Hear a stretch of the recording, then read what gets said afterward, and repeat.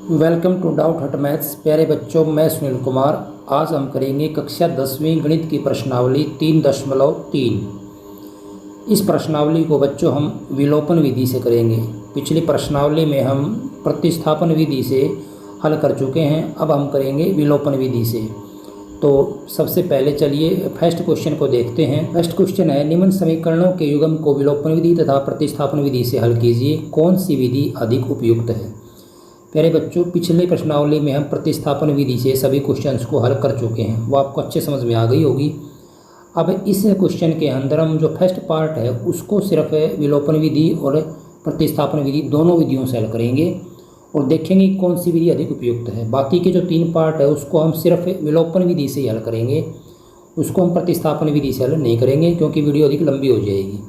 तो जो first part है उसको देख लेते हैं। फर्स्ट पार्ट है x जमा वाई बराबर 5, 2x माइनस 3y बराबर 4। सबसे पहले हम कर लेते हैं विलोपन विधि से, क्योंकि नई विधि है ये। तो विलोपन विधि क्या है वो देखिए। विलोपन का मतलब ये है किसी चीज़ को वहाँ से विलोप करना, यानी यहाँ पर हम किसी एक चर को विलोप कर देंगे, वहाँ से ख़त्म कर देंगे। तो सबसे पहले हम क्या करते हैं, इसमें क्या करना होता है, हमें किसी भी चर के गुणांकों को बराबर करना होता है। जिस चर को आपको विलोप करना है, गायब करना है, उस चर के जो गुणांक हैं उनको हम क्या करेंगे, बराबर करेंगे। तो मैं मान लेता हूँ कि इसके अंदर हमें x के गुणांक हैं उनको बराबर करके x को यहाँ से गायब करना है। तो x को गायब करना है तो x के कोएफिशिएंट बराबर करने पड़ेंगे, यानी x के गुणांक बराबर करने पड़ेंगे। x का गुणांक यहाँ पर 1 है, यहाँ पर 2 है। तो मैं क्या करूँ कि ये भी 2 हो जाए, तो मैं इस समीकरण 1 को 2 से क्या कर देता हूँ, गुणा।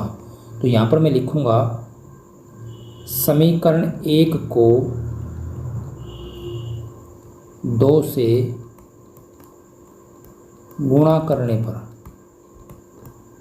समीकरण 1 को 2 से गुणा करने पर, 1 को हम 2 से गुणा करेंगे तो ये हो जाएगा 2x जमा 2y बराबर 10। समीकरण 2 हमारा था उसको हम एज इट इज लिख लेंगे, 2x माइनस 3y बराबर 4। उसमें हमें कोई चेंज नहीं करना है।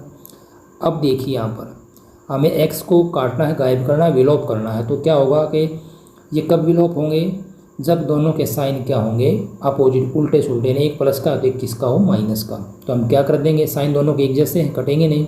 तो हम नीचे वाला जो समीकरण है इसको घटाएंगे, इसमें से जो क्या करेंगे, माइनस करेंगे। माइनस करेंगे तो निशान सारे क्या हो जाएंगे, बदल जाएंगे। प्लस का माइनस, माइनस प्लस, और ये प्लस माइनस। अब ये आपस में क्या हो जाएगा, कट जाएगा। 2y और 3y हमारा हो जाएगा 5y, और 10 माइनस 4 ये हो जाएगा 6। और यहाँ से बच्चों y का मान हो जाएगा 6/5। तो ये हमारा y का मान आ गया। अब इस y के मान को हम रखेंगे समीकरण नंबर 1 में या 2 में। तो मैं इसको रख देता हूँ समीकरण 1 में, y का मान समीकरण नंबर 1 में रखने पर। तो समीकरण 1 है x जमा y यानी 6/5 बराबर 5। यहाँ से x का मान हो जाएगा 5 माइनस 6/5, और ये आ जाएगा 5 एलसीएम लेंगे तो 25 माइनस 6 यानी कि 19/5। तो x का मान हमारा आ गया 19/5 और y का मान है 6/5। तो इस तरह से हम x और y के मान निकाल के विलोपन विधि से इसको हल करेंगे। अब इसको हम करेंगे प्रतिस्थापन विधि से भी। तो प्रतिस्थापन विधि से हम पहले कर चुके हैं। तो यहाँ पर हमें क्या करना है, यहाँ पर देखिए सबसे पहले हम समीकरण नंबर 1 से x का मान निकाल लेते हैं। ये हमारी दूसरी विधि है प्रतिस्थापन। तो समीकरण 1 से लिखेंगे यहाँ पर कि समीकरण नंबर 1 से x बराबर 5 माइनस वाई।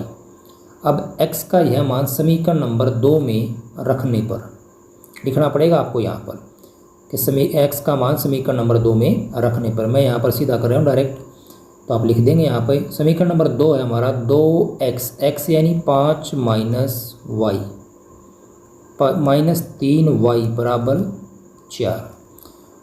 इसको हल करेंगे, 10 माइनस 2y माइनस 3y बराबर 4। यहाँ से आ जाएगा 10 माइनस 2y और माइनस के 3y माइनस 5y बराबर 4।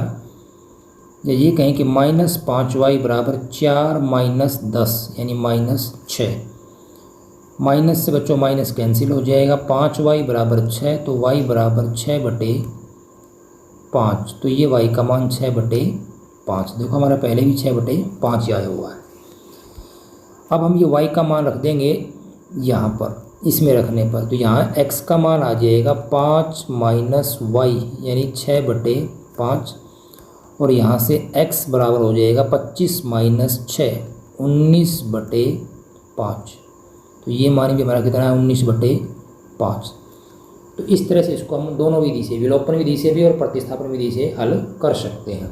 आगे के तीनों पार्ट है उसको हम सिर्फ विलोपन विधि से हल करेंगे क्योंकि प्रतिस्थापन आप पहले कर चुके हैं। तो अब पूछा है बच्चों इसके अंदर कौन सी विधि सबसे अधिक उपयुक्त है, तो ये अपनी अपनी राय हो सकती है। मेरे हिसाब से बच्चों जो विलोपन विधि है वो सबसे अधिक उपयुक्त है।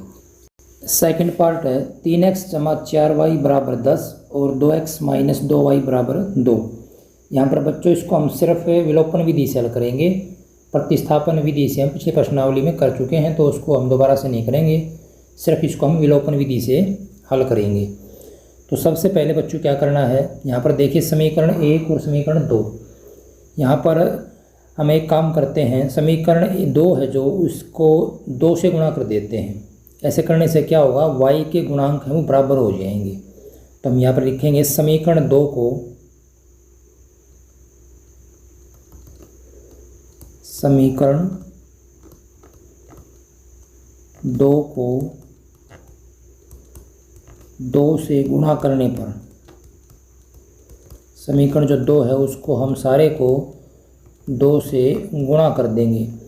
तो समीकरण 2 से गुणा करने पर बन जाएगा 4x माइनस 4y बराबर 4।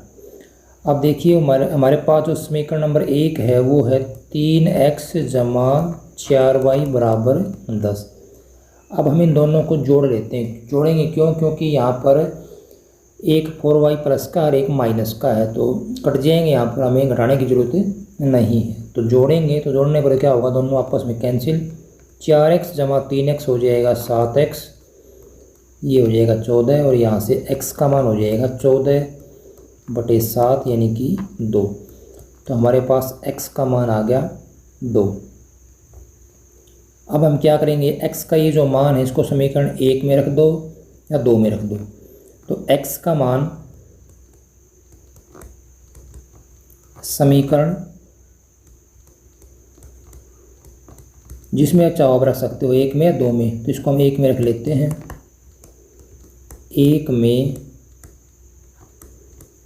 रखने पर 3x जमा 4y बराबर है 10। तो यहाँ पर हम x की जगह रखेंगे 2 जमा 4y बराबर 10, 6 जमा 4y बराबर 10 और 4y बराबर 10 माइनस 6 यानी कि 4। 4y बराबर 4 तो y बराबर 4/4 यानी 1। तो यहाँ से हमारे पास y का मान आ जाएगा 1। तो इस तरह से बच्चों x और y के दोनों मान हम आराम से निकाल सकते हैं। थर्ड पार्ट है 3x माइनस 5y बराबर 3x माइनस 5y माइनस 4 बराबर 0, 9x बराबर 2y जमा 7। तो हम पहले क्या करेंगे, थोड़ा सा इस समीकरण को ठीक कर लेते हैं। हम लिख लेते हैं समीकरण 1 को 3x माइनस 5y बराबर 4 और इस समीकरण को लिख लेते हैं 9x माइनस 2y बराबर 7। इसको हम मान लेंगे समीकरण नंबर 3 और इसको हम मान लेंगे समीकरण नंबर 4।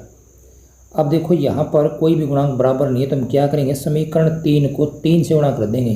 3 3 9 तो दोनों क्या हो जाएंगे बराबर। तो लिखेंगे समीकरण 3 को 3 से गुणा करने पर, तो समीकरण 3 को 3 से गुणा करेंगे तो बच्चों ये हो जाएगा 9x माइनस 15y बराबर 12 और ये हमारा रहेगा ऐसे कैसा है, क्योंकि इसमें हमें कुछ नहीं करना है, 2y बराबर 7।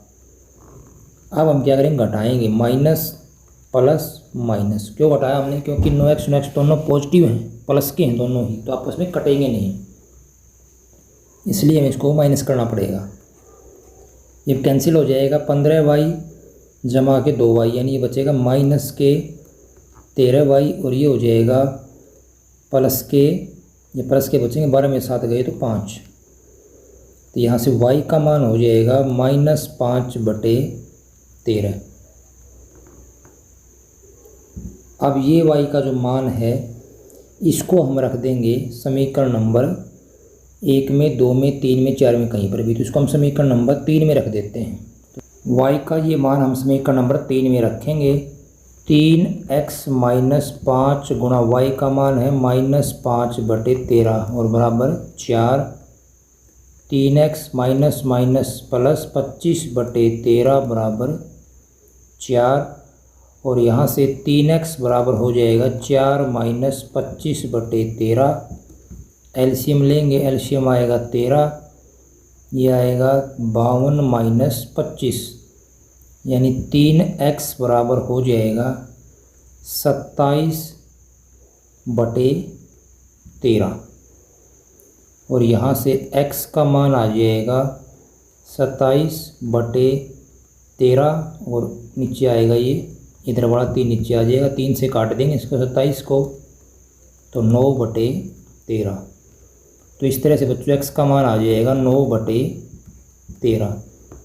इस तरह से हम विलोपन विधि से x और y दोनों के मान आराम से निकाल सकते हैं। फोर्थ पार्ट है x/2 जमा 2y/3 बराबर -1, x - y/3 बराबर 3। तो पहले हम इस भिन्न को बदल लेते हैं। तो क्या करेंगे, समीकरण नंबर 1 के अंदर हम लघुत्तम लेंगे।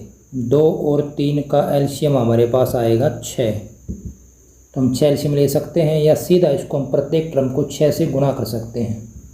देखिए यहाँ पर हम प्रत्येक पद को 6 से गुणा करेंगे, तो यहाँ से हम लिख सकते हैं x/2 बन जाएगा, 6 से गुणा करने पर 3x जमा 4y और -1 गुणा 6 -6।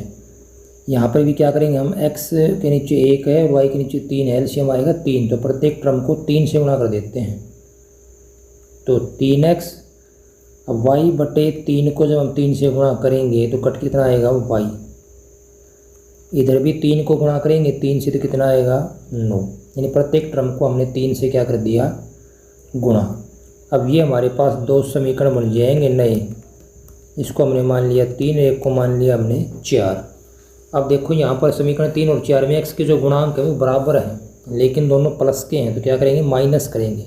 3 में से 4 को माइनस करेंगे तो सभी साइन नीचे वाले के बदल जाएंगे, पॉजिटिव और नेगेटिव हो जाएगा।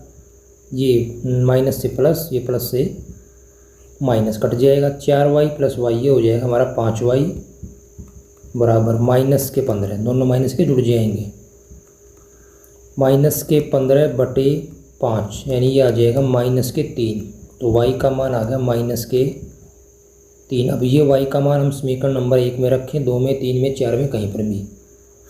तो हम क्या करते हैं, ये जो मान है इसको हम रख देते हैं समीकरण नंबर 3 में।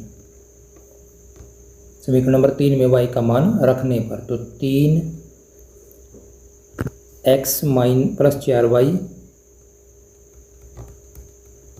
बराबर है -6। तो 3x जमा 4y का मान है -3 बराबर -6।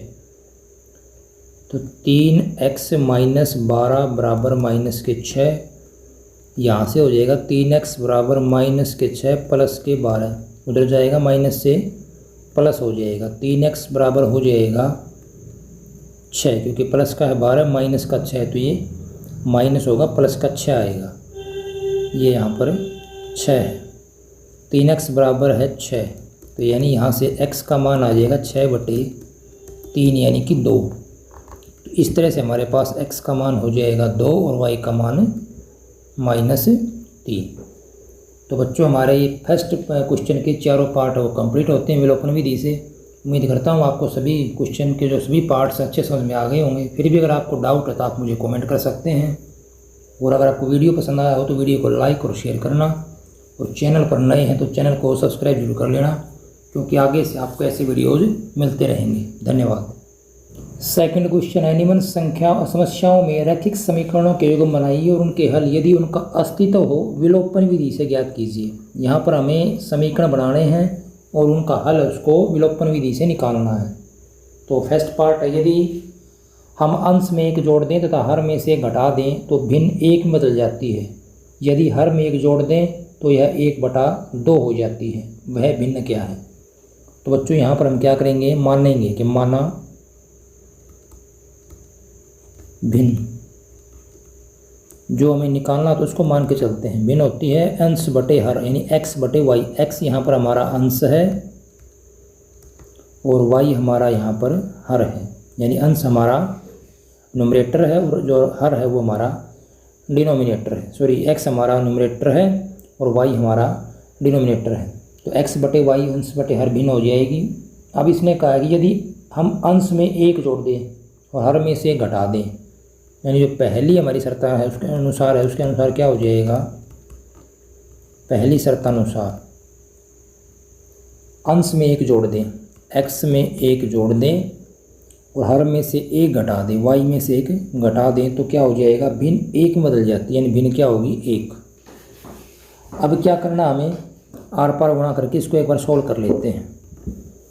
1 के नीचे हम 1 रख सकते हैं, आर पार गुणा करेंगे तो ये हो जाएगा x + 1 = y - 1 और यहाँ से हो जाएगा x - y = -2। y को इधर ले आए और 1 को उधर ले गए। समीकरण नंबर हमारा हो गया 1। अब दूसरी शर्तानुसार एक कंडीशन हमें और दी हुई है, उसको और पढ़ेंगे। उसमें क्या रखा है, यदि हर में एक जोड़ दें, सिर्फ हर के बारे में कहा, अंश में कुछ नहीं, अंश वही रहेगा। हर के अंदर एक जोड़ दें तो क्या होगा, 1/2 हो जाते भिन्न। तो भिन्न क्या है, अब इसको हमें क्या करना है, आर पार गुणा 2x = y - 1 गुणाएंगे, यानी y - 1। तो यहाँ से 2x - y = 1, ये समीकरण नंबर 2 हो जाएगा। अब क्या करेंगे हम, यहाँ पर y, यहाँ भी y दोनों बराबर हैं, ये माइनस का ये माइनस का, तो 1 में से 2 को माइनस कर देंगे, तो या 2 में से 1 को माइनस कर देंगे। तो मैं यहाँ पर 1 को दोबारा से लिख लेता हूँ, x - y = -2। माइनस करेंगे तो ये प्लस और ये माइनस, ये कट जाएगा। 2x - x 1 + 2 3, x का मान आ जाएगा 3। x का ये मान हम रख देंगे अब कहाँ पर, इसको समीकरण 1 में रख देंगे। तो x - y बराबर है -2, तो 3 - y = -2। यहाँ से हमारे पास -y बराबर -2 -3 -5, माइनस से माइनस कैंसिल हो जाएगा, y का मान 5 आ जाएगा। तो जो हमारी भिन्न होगी वो क्या बन जाएगी, x/y, यानी 3/5। यही हमारा आंसर होगा। नूरी की वर्तमान आयु, हम वर्तमान आयु को मान के चलेंगे क्योंकि हमें वर्तमान आयु निकालनी है, तो जो चीज़ निकालनी होती है उसको मान के चलते हैं। तो हमने मान लिया कि नूरी की वर्तमान आयु x वर्ष है। इसी प्रकार हमने मान लिया कि सोनू की जो वर्तमान आयु है वो क्या है, y वर्ष।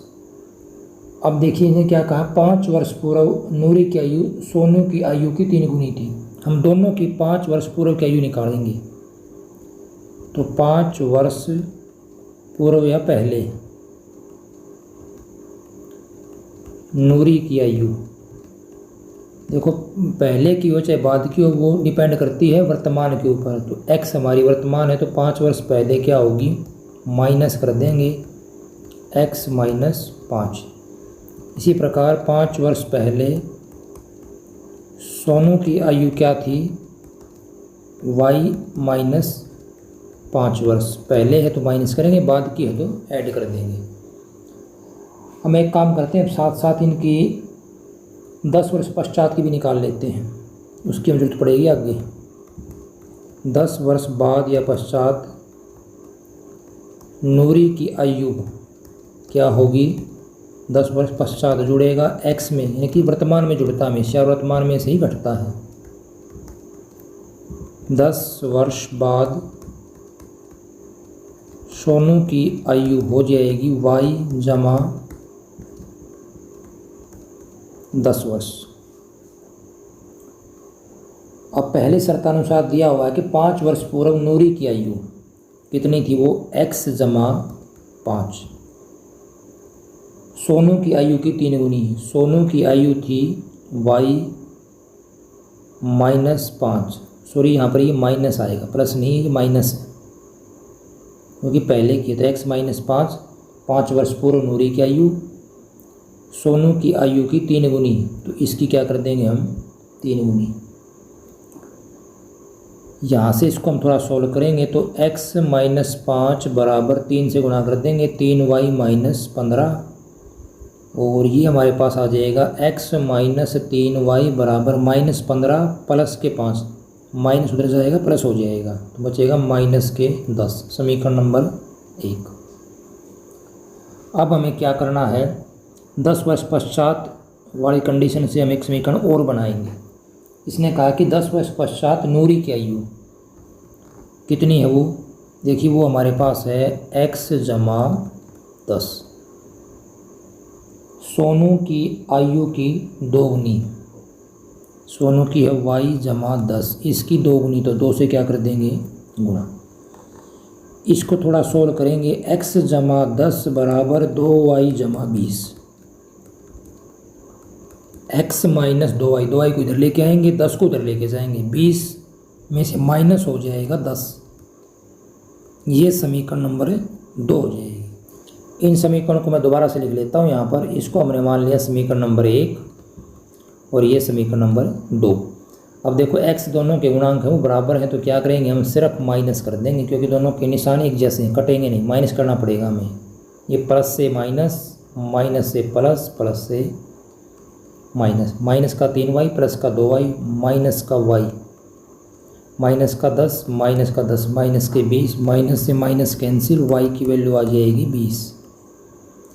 अब ये y का मान समीकरण नंबर 1 में रख देंगे हम, तो y का मान समीकरण नंबर 1 में रखने पर x माइनस 3y बराबर माइनस 10 है, x माइनस 3 गुणा y यानी 20 बराबर माइनस 10, x माइनस 60 बराबर माइनस 10 और x बराबर माइनस 10 प्लस के 60, उधर जाके माइनस से प्लस, ये माइनस ये प्लस, माइनस हो जाएगा, साइन रहेगा प्लस का, तो x की वैल्यू आ गई यहाँ से 50। तो हमारी जो नूरी की आयु है, अतः नूरी की वर्तमान आयु 50 वर्ष और सोनू की वर्तमान आयु y यानी कि 20 वर्ष। तो ये हमारा आंसर होगा। इस तरह से आप इसको आप कर सकते हैं। थर्ड पार्ट है, 2 अंकों की संख्या के अंकों का योग 9 है, इस संख्या का 9 गुना संख्या के अंकों को पलटने से बनी संख्या का 2 गुना है, वह संख्या ज्ञात कीजिए। तो सबसे पहले देखो हम मानेंगे इकाई का अंक, फिर मानेंगे दहाई का अंक, क्योंकि 2 अंकों की संख्या तो इकाई और दहाई 2 अंक मिलेंगे आपको। इकाई का अंक मान लिया x, दहाई का अंक y, तो संख्या क्या हो जाएगी, संख्या हो जाएगी 10y जमा x। क्यों, क्योंकि संख्या होती है 10 गुणा दहाई का अंक जमा इकाई का अंक, तो 10y जमा x ही हमारी संख्या हो जाएगी। अब इसने क्या कहा, 2 अंकों की संख्या के अंकों का योग, अंक यहाँ पर क्या क्या है x और y, इनके अंकों का योग कितना है 9। तो ये हमारे पास एक समीकरण बन गया। यहाँ पे समीकरण नंबर इसको मान लेते हैं हम 1। आगे दिया कि इस संख्या का 9 गुना, यानी ये जो संख्या है 10y जमा x, इसका 9 गुना कर देते हैं हम। संख्या के अंकों को पलटने से बनी संख्या, संख्या के जब अंकों को पलटेंगे हम, इकाई का दहाई हो जाएगा, दहाई का इकाई, तो 10x जमा y बन जाएगा। 10y जमा x से 10x जमा y बन जाएगा अंकों को पलटने पर। तो इस संख्या का 9 गुना संख्या के अंकों को पलटने से बनी संख्या का 2 गुना, यानी इसका 2 गुना, ये बराबर है। एक समीकरण हमारे पास यहाँ से आ जाएगा, 9 गुणा 10 हो जाएगा 90y जमा 9x बराबर 20x जमा 2y। तो ये हमारे पास हो जाएगा, इसको इधर ले आते हैं हम। 90y minus 2y, 9x minus 20x, इधर बचेगा सिर्फ 0, दोनों को उठा के हम इधर ले आए। तो ये हो जाएगा 90y माइनस 2y 88y। अब ये 20x माइनस का 9x प्लस का, तो माइनस का 11x बराबर है 0।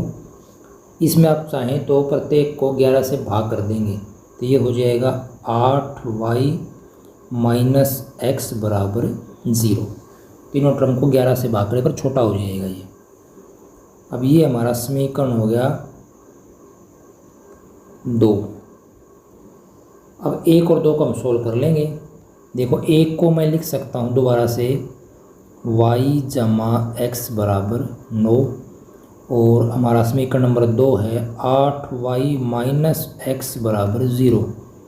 दोनों के गुणांक बराबर हैं, जोड़ेंगे सिर्फ, ये कट जाएगा। 9y बराबर आ जाएगा 9 के, और y का मान 9/9 यानी कि 1।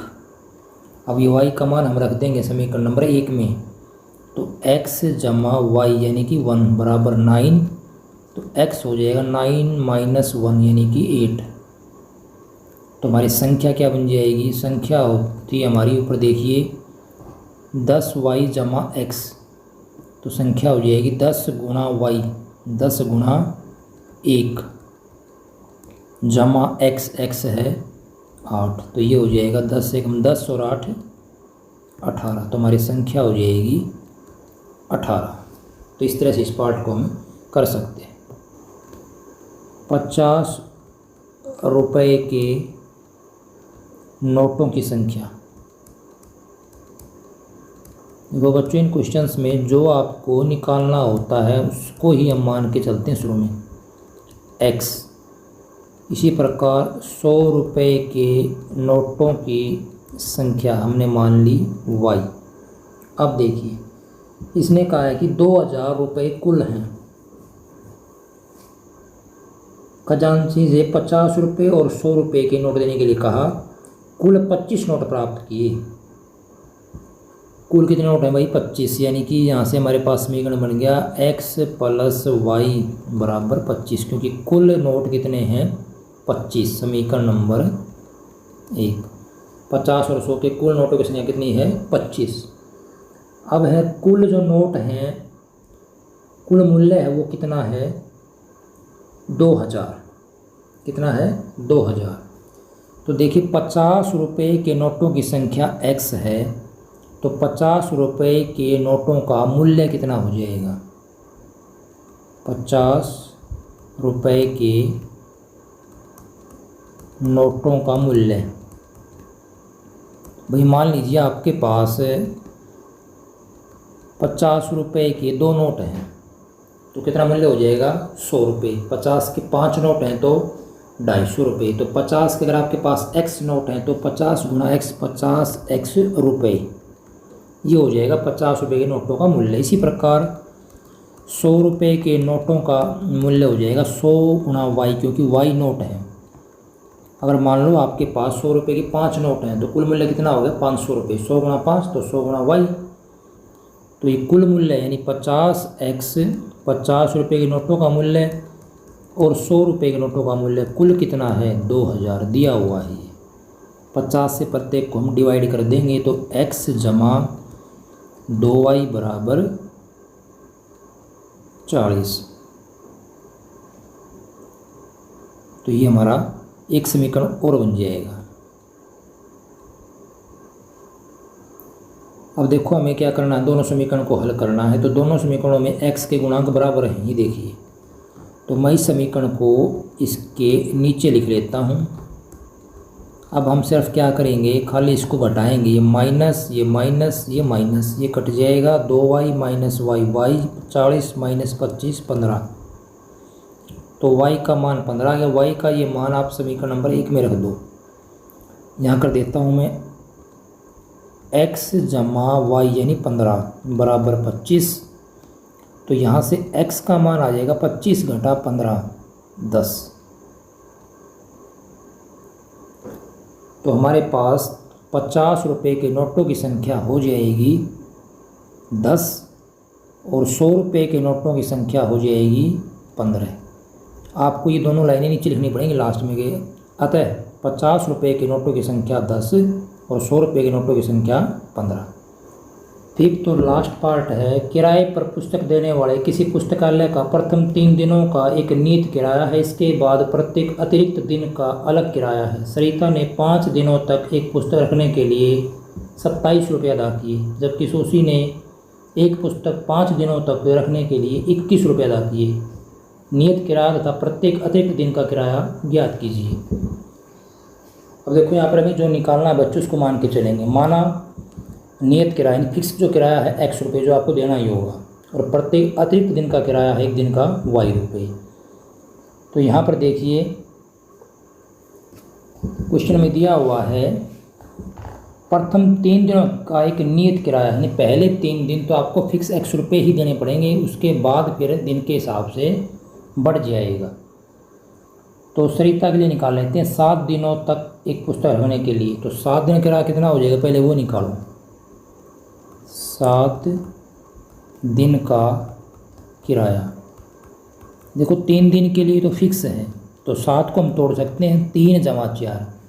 3 दिन का कितना है x, तो बच गया 4 दिन का, वो कितना हो जाएगा 4y। देखो कैसे समझो इसको, पहले 3 दिन के लिए x फिक्स है, बाकी प्रत्येक दिन का y है।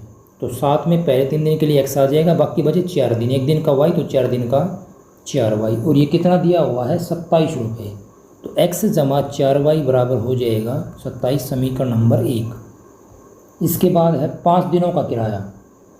अब निकालेंगे हम 5 दिन का किराया। देखो 3 दिन के लिए फिक्स है x, बच गए 2 दिन, एक दिन का y तो 2 दिन का 2y, कुल 21 रुपये दिया हुआ, समीकरण नंबर 2। अब इसको हमारे करके x और y का मान निकाल लेंगे। अब देखिए यहाँ पर x के गुणांक बराबर हैं, तो हमें सिर्फ क्या करना है, माइनस करना है। समीकरण 1 में से 2 को कट जाएगा, 4y minus 2y 2y, 27 minus 21 6, यहाँ से y का मान आएगा 6/2 यानी कि 3। अब ये y का मान समीकरण नंबर 1 में रख देते हैं, x जमा 4 गुणा y यानी 3 बराबर 27, x जमा 12 बराबर 27, x बराबर 27 माइनस 12 यानी x बराबर 15। तो x और y के मान आ गए। x क्या था हमारा नियत किराया। अतः ये लास्ट में हमें लाइन हर क्वेश्चन में लिखनी पड़ेगी, जो हमें निकालना था वो लिखना पड़ेगा दोबारा से। अतः नियत किराया लिखने में आपको कंजूसी नहीं करनी है, x यानी कि 15 रुपये, क्योंकि लिखने के आपको नंबर मिलेंगे एग्जाम के अंदर। प्रत्येक अतिरिक्त दिन का किराया आपको कितना आता है, ये एग्जामिनर को तभी पता चलेगा जब आप लिख करके आओगे। आपको चाहे कितना भी आता हो, यदि आपने लिखा नहीं है तो आपको नंबर नहीं मिलेंगे। y रुपये, y यानी कि 3 रुपये। तो बच्चों इस तरह से ये क्वेश्चन है आपको करना, बहुत ईजी क्वेश्चन है, बहुत इम्पोर्टेंट भी है। दूसरा, इस क्वेश्चन के साथ ही हमारी प्रश्नावली 3.3 यहाँ पर कंप्लीट होती है। साथ में हमारा चैप्टर भी पूरा जो है वो कंप्लीट होता है। पूरा चैप्टर मैंने आपको करवा दिया है। उम्मीद करता हूँ आपको सभी क्वेश्चन अच्छे समझ में आ गए होंगे। फिर भी अगर आपको कोई डाउट है तो आप मुझे कमेंट करें, मैं आपके कमेंट का जवाब देने की पूरी कोशिश करूँगा। वीडियो अगर आपको पसंद आई हो तो वीडियो को लाइक करना, शेयर करना, और चैनल पर नए हैं तो चैनल को सब्सक्राइब जरूर कर लेना, क्योंकि ऐसे वीडियोज आपको आगे से कंटिन्यू मिलते रहेंगे। धन्यवाद।